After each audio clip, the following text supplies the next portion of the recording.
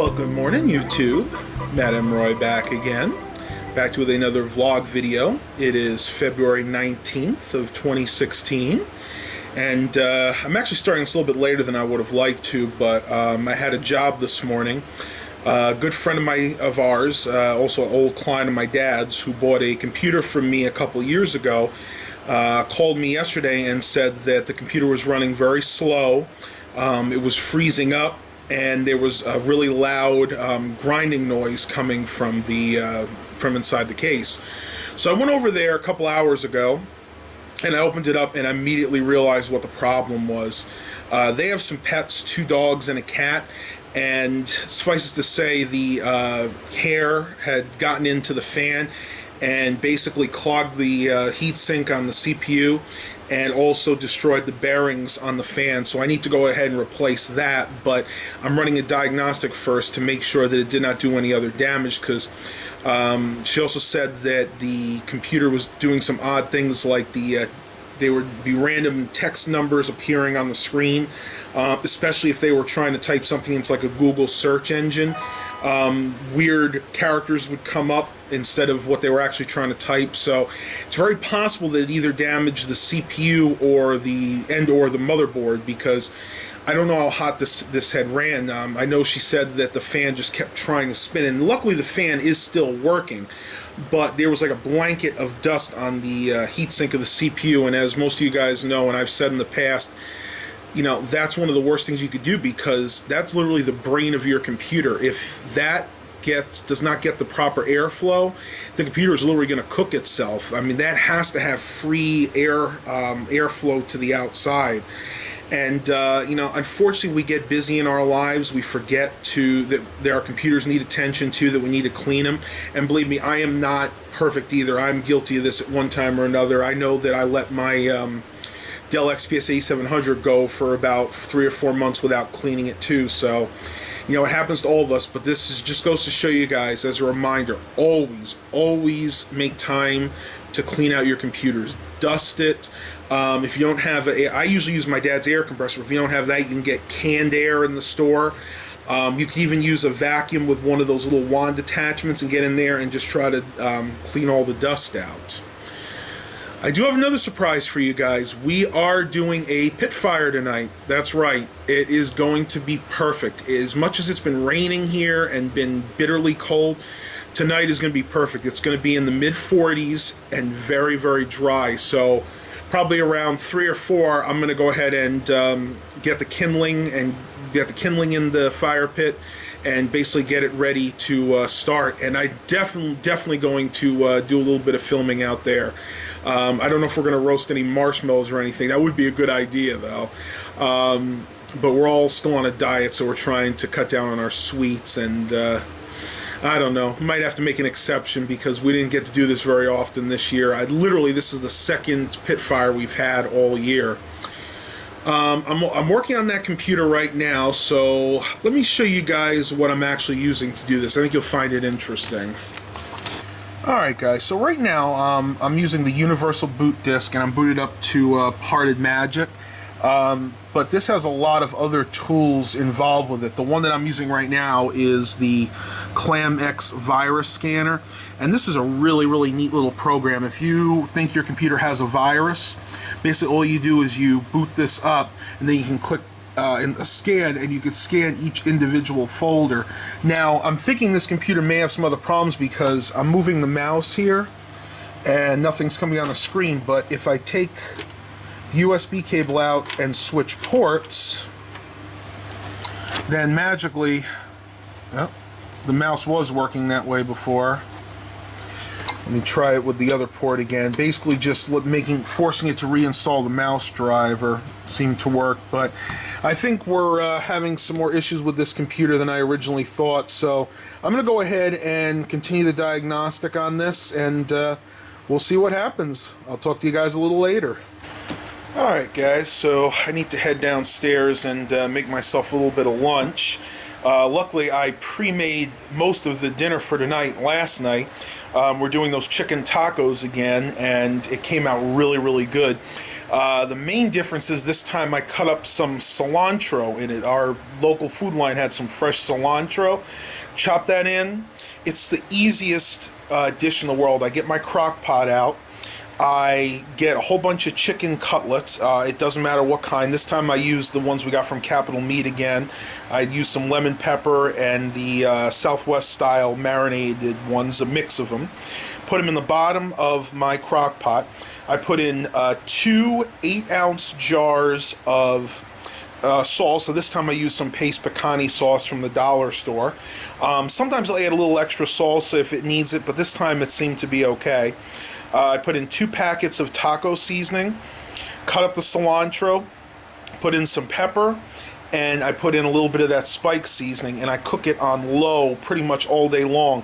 And periodically during the day, I'll go ahead and start to chop the chicken up as it cooks, and I'll keep mixing it, and usually by the evening or by dinner time, it's ready, and it looks just pretty much just like what you would get at Chipotle, and I call it it basically is a chicken taco, and we put them in on regular tortillas, and I usually cook some rice with it, and they're absolutely delicious. Now you can do a little bit of a spin on it because my mother does not like spicy foods. I usually get the mild sauce, and I won't actually put in any hot sauce. Now, if it was just for me and Dad personally, I would use the medium to hot sauce, and then I'd also throw in a bunch of either Texas Pete or Tabasco and cook that in to kind of give it some extra heat. But again, trying to be kind to the whole family, and we do have some people that drop by periodically for dinner, and they're not really into hot foods as well. So what Dad and I do is we just go ahead and put the Texas Pete and the Tabasco on when we're eating it. Basically, we just put it right on the chicken once it's in the tortillas, and it's going to be a great dinner tonight. So we're going to do that, and then like I said, we're going to finally have the pit fire tonight. Alright guys, I have a quick question for those of you in my subscriber base that are Laserdisc enthusiasts. So most of you guys know by now I do have a Pioneer DVL 909. I've actually shown this in quite a few of my videos, and it still works, but I am having a problem with it, and I'm going to explain it really quickly, and I'm hoping one of you guys out there that works with Laserdisc players might be able to help me out with this. It does work, but I'm having an issue. I believe it's with the door. As you can see, I have the Laserdisc in there right now. This just happens to be Kingpin. I'm going to go ahead and just hit play.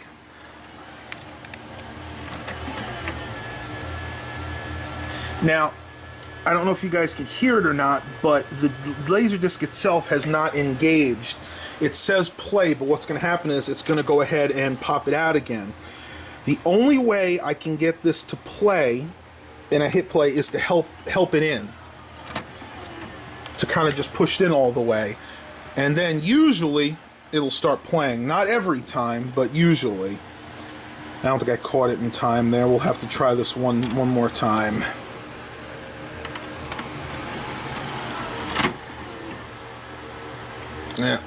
Yeah, see, it's not working right now at all. Usually if I push it in there and help it in, the disc will actually engage. But I'm not exactly sure what's going on with this. I'm thinking that maybe just the door mechanism is starting to wear out. But any of you guys out there that work on Laserdisc players, go ahead and leave a comment if you know a way that I can maybe get this working again, because I do miss watching my Laserdiscs from time to time. Alright, and as you can see, after a few more tries, I was actually able to get it to work again. But, like I said, there's definitely something going on, and I believe it has something to do with the door or the disc mechanism. But right now, as you can see, it is working. And once the disc is in there, the Laserdisc is in there and activated, it works just fine. So once again, please, let me know what I can do to fix this. I just came down, guys. I was doing some dishes, and I heard some squeaking from underneath the kitchen table. And what do you want to bet it's LT? Let's take a look. Oh, yes. LT? What you want, pumpkin? I haven't really had a chance to pet her too much. This is her new spot. She loves to kind of hide under this chair. Hi, baby. You want to say hi to the camera? She doesn't really like the fact I have the camera in her face, but what you doing, Pumpkin? She's being a good girl. Been very lazy today, haven't you, LT? Say goodbye to YouTube, everybody. Say goodbye to YouTube, LT. What's that? Oh, that's her goodbye. Well, guys, I just went out and got the mail, and sure enough, the SSD has arrived. So look for that video probably coming tomorrow. I don't think I'm gonna get any time today to install it, but it's interesting because it came from Canada. It has all of these different stickers on it. It had to go through customs, which I think is kind of funny because I've gotten stuff from Canada before, and that's never been a problem. It's probably why it took so long, though. Well, let's take a quick look at it. I knew it wasn't the original packaging, but it came in this little plastic container. Let's see what we got here. Wow, it's even smaller than I thought it was. That's all it is, guys. That's as big as it is. And you can see, can you read it through there? It's the Crucial MX200 250 gigabyte M-SATA SSD. So yeah, I am totally stoked to have this, and definitely a video coming about this most likely tomorrow, so stay tuned. Well, it's time to get ready for the fire pit tonight. I just noticed that this little downspout drain is falling over again. Wow, look at all the water in that thing. This is where it's supposed to go, and it always moves when the wind picks up. Dad had adhered this to the top. Yeah, hopefully it kept it from rusting, and yeah, looks like she's still in good shape. Even got some embers on the bottom there, so I'm gonna go ahead and stoke this up. We got the humongous wood pile over there, and we should have a nice fire tonight. All right, preparations for the fire pit are complete. Now, to keep any animals from going in there, I'm just going to go ahead and put the cover back on, which doesn't really fit all that well, but enough to keep animals and other things out. Well, I am going to go inside for a few minutes, warm up, finish some computer work. All right, guys, it is time to light this fire up. Hopefully I can get a good ignition. It's kind of windy out right now.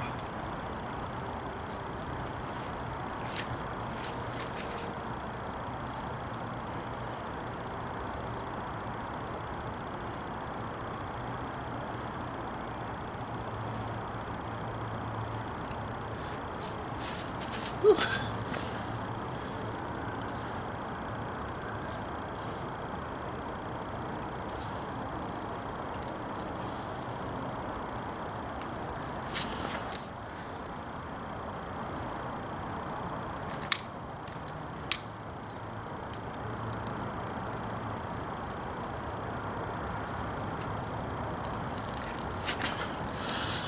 Alright, that should do it.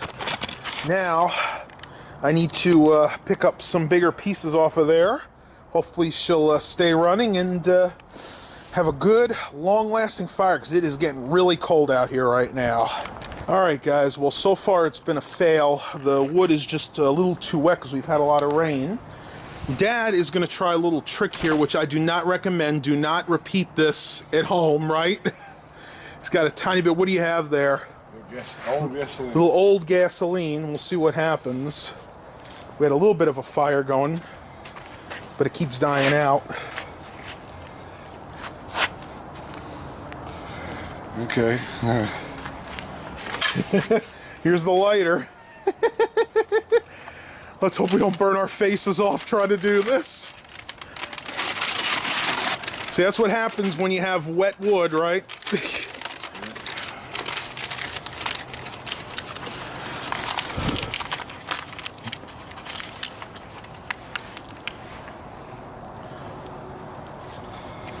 Gonna make a little wick to try to get something to light. Yeah, I know, even those paper bags don't want to light. It's not a good lighter. No, well, it works. It's probably running out of fluid at the moment. There we go. Let's see what happens now.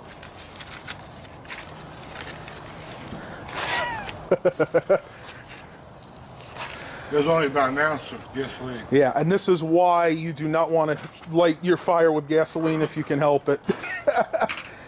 Because it takes off quickly. I gotta wait till the other side catches, if it will. And we may not be doing a fire tonight, guys. We just have very, very wet wood, unfortunately. All that rain we've had in the past.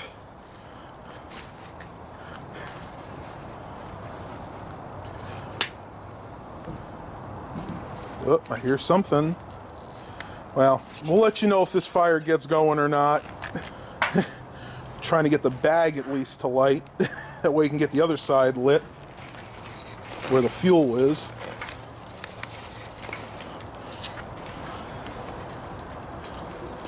And unfortunately, it's we're trying to light a fire on top, which you really shouldn't do. You really need to have good solid coals for a fire to take off. But we'll see what happens.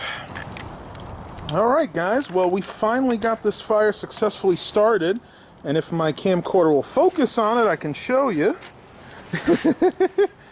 But yeah, I think it's going to be about it for tonight. We're going to go and sit out here and enjoy the rest of this beautiful fire. And I don't know why my camcorder's not focusing, but it's a Sony, so I have to excuse it once in a while. Hope you guys enjoyed the vlog today. Please remember to like and subscribe. And as always, have a blessed day, everybody.